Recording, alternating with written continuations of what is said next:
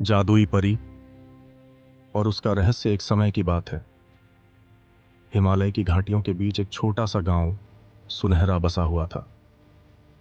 इस गांव का नाम इसलिए सुनहरा था क्योंकि वहां की मिट्टी सूरज की किरणों से झिलमिलाती रहती थी। लोग कहते थे कि यह गांव जादुई है, लेकिन इसके पीछे का रहस्य कोई नहीं जानता था। गांव के पास एक घना जंगल था जिसे परियों का जंगल कहा जाता था। वहां जाने की किसी को अनुमति नहीं थी, क्योंकि गांव के बुजुर्गों का मानना था कि जो भी उस जंगल में गया वह वापस नहीं आया।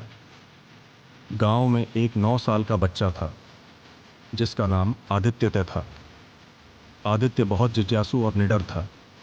वह हमेशा परियों की कहानियां सुनने के लिए अपनी दादी के पास बैठता।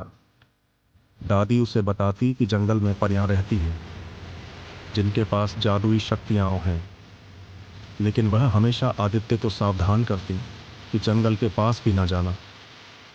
जंगल की पुकार। एक दिन आदित्य की मां ने उसे जंगल के पास जाकर लकड़ी लाने को कहा।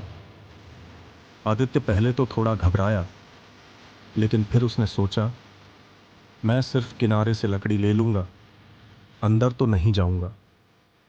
जब वह जंगल के पास पहुंचा तो उसने एक मधुर संगीत सुना।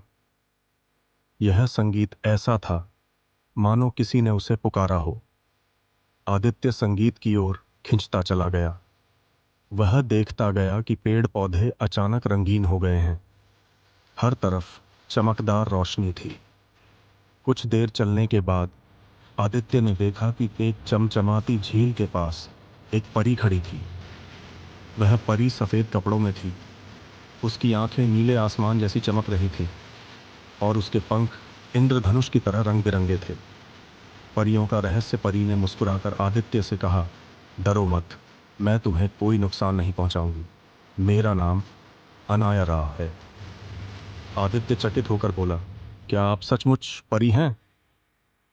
अनायरा ने सिर हिलाते हुए कहा, हाँ, यह जंगल हमारा घर है, लेकिन बहुत समय से कोई इंसान यहां नहीं आया। तुम कैसे आए? आदित्य ने परी को सब कुछ बताया। अनायरा ने कहा, तुम्हारे गांव के लोग हमें भूल गए हैं।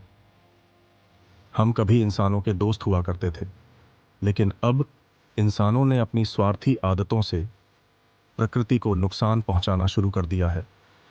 इसीलिए हमने अपने आप को छिपा लिया। जादुई उपहार। अनायरा ने आदित्य को एक चमचमाती किताब दी और कहा, यह जादुई किताब है। इसमें तुम्हें वे सभी रहस्य मिलेंगे जो तुम्हारे गांव और इस जंगल को बचाने में मदद करेंगे। लेकिन याद रखना, इस किताब का उपयोग केवल अच्छे कामों के लिए करना। आदित्य ने किताब स्वीकार की और वादा किया कि वह इसे सही तरीके से इस्तेमाल करेगा। अनायरा ने उसे गांव लौटने का रास्ता दिखाया और कहा, जब भी तुम्हें मदद की जरूरत हो, बस मेरा नाम पुकारना। गांव का बदलाव। गांव लौटकर आदित्य ने अपने दादी और गांव वालों को सब कुछ बताया।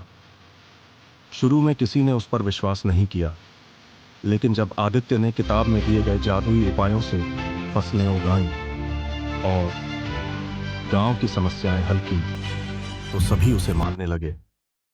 गांव के लोग जंगल की देखभाल करने लगे और पर्यावरण को संरक्षित करने का संकल्प लिया।